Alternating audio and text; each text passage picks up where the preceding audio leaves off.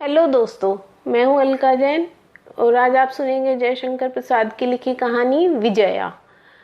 कमल सबका रुपया उड़ा चुका था, सब संपत्ति बिक चुकी थी। मित्रों ने खूब दलाली की। न्यास जहां रखा था वहीं धोखा हुआ। जो उसके साथ मौज मंगल के दिन बिताते थे, रातों का आनंद लेते थे, वही उसकी जीभ टटोलते थे।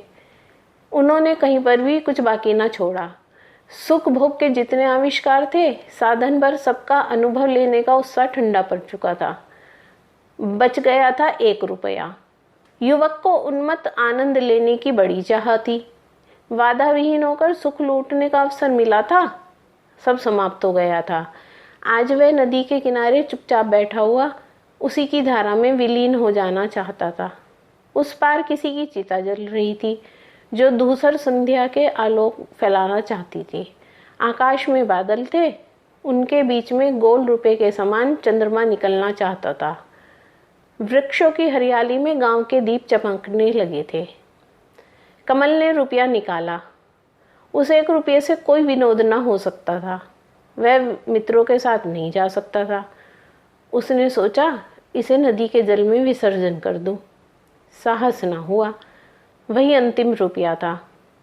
वह स्थिर दृष्टि से नदी की धारा देखने लगा। कानों से कुछ सुनाई ना पड़ता था। देखने पर भी वह दृश्य का अनुभव नहीं कर सकता था। स्तब्ध और जड़ था, मूक था, हृदयहीन था। माँ, कुलता दिला दे, दशमी देखने जाऊंगा। मेरे लाल, मैं कहाँ से ले आऊं? पेट भर अन्न नहीं मिलता।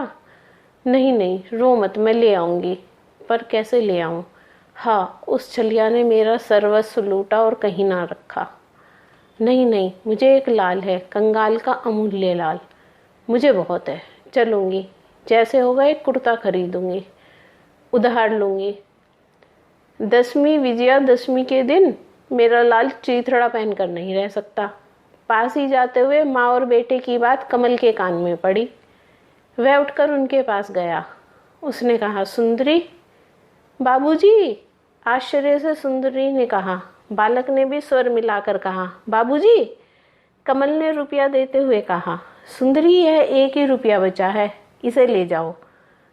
बच्चे को कुर्ता खरीद देना। मैंने तुम्हारे साथ बहुत अन्याय किया है, क्षमा करोगी? बच्चे ने हाथ फैला दिया। सुंदरी ने उसका नन्हा हाथ अपने हाथ में समेट कर कहा, नहीं, मेरे बच्चे के कुर्ते से आवश्यकता आपके पेट के लिए है। मैं सब जानती हूँ।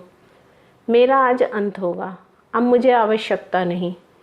ऐसे पापी जीवन को रखकर क्या होगा? सुंदरी, मैंने तुम्हारे ऊपर बहुत अत्याचार किया है, क्षमा करोगी? इस एक अंतिम रुपये को लेकर मुझे क्षमा कर दो। वह एक ही सार्थक हो जाए। आज तुमने अपने पाप का मूल्य दिया। हाँ, 1 फूटी कौड़ी भी नहीं है, लाखों उड़ा दिया। विधवा के सर्वस्व पर इतना मूल्य नहीं हो सकता। मुझे धिक्कार दो, मुझ पर थूको। इसकी आवश्यकता नहीं, समाज से डरो। अत्याचारी समाज पाप कहकर कानों पर हाथ रखकर चिल्लाता है। वह पाप का शब्द दूसरों को सुनाई पड़ता है, पर स्वयं को सुनाई नहीं पड़ता। चलो हम उसे दिखा दें कि वह भ्रांत है। मैं 4 आने का परिश्रम प्रतिदिन करती हूँ। तुम भी कुछ सिलकर, गहने मांझ कर कुछ कमा सकते हो। थोड़े से परिश्रम से हम लोग एक अच्छी गृहस्थी चला लेंगे। चलो तो। सुंदरी ने दृढ़ता से कमल का हाथ पकड़ लिया। बालक ने कहा, चलो ना बाबूजी। कमल ने देखा चांदनी निखर आई है। उसने बालक के हाथ में रुपया रखकर उसे गोद में उठा लिया। संपन्न अवस्था की विलास भावना अभाव के थपेड़े से पुण्य में परिणत हो गई। कमल पूर्व कथा विस्मृत होकर क्षण भर में स्वस्थ हो गया। मन हल्का हो गया। बालक उसकी गोद में था, सुंदरी पास में। वह विजयदशमी का मेला देखने चला। विजया के आशीर्वाद के समान चांदनी मुस्कुरा रही थी। तो ये थी आज की कहानी। आशा है आपको पसंद आई होगी।